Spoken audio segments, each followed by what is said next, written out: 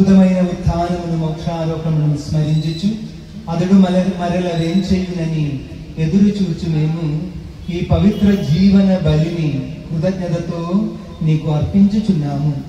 నీ పవిత్ర శ్రీ సభ యొక్క కానుకను ప్రీతితో వీక్షింప బ్రతిమాలుకొనుచున్నాము. తన మరణము ద్వారా మమ్ము నీతో సఖ్యపరచిన నీ కుమారుని బలిని స్వీకరింపుము. మేము అతని శరీర రక్తములతో పోషింపబడి పవిత్రాత్మతో నింపబడి అతని యందు ఏక శరీరము ఏక మనస్సు కలిగి ఉండునట్ల దయచూపును.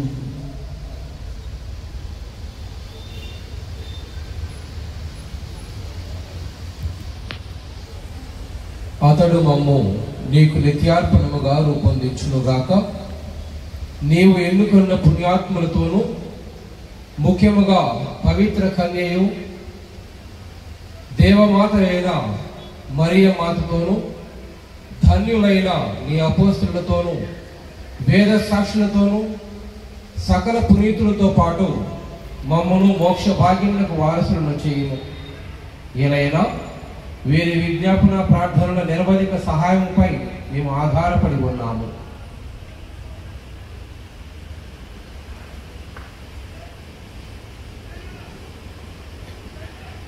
ఓ ప్రభువా, మమ్ము నీతో సఖ్యపరిచి బలి లోకమంతటికి శాంతిని శ్రేయస్సును ప్రసాదించినట్లు బతిమాలుచున్నాము.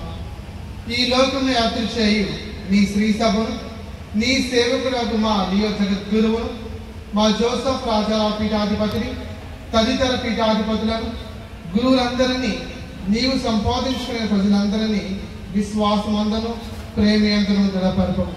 నిశ్చిత ప్రకారము నీ సంస్థలో చేరి ఉన్న ఈ ప్రజల మానవులను ఆలకింపము.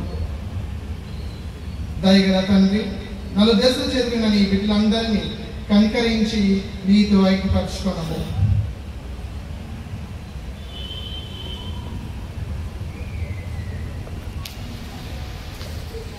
చనిపోయిన మా సహోదరులను ముఖ్యముగా పరిశుద్ధ ఫ్రాన్సిస్ పోపు గారిని, పాడాల ప్రవీణ్, శౌరి,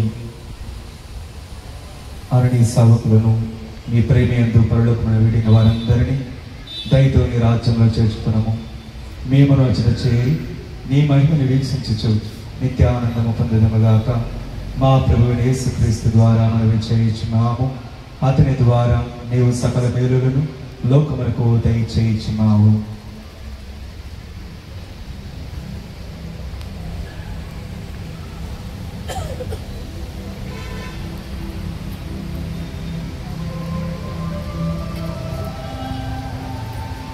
వారి ద్వారా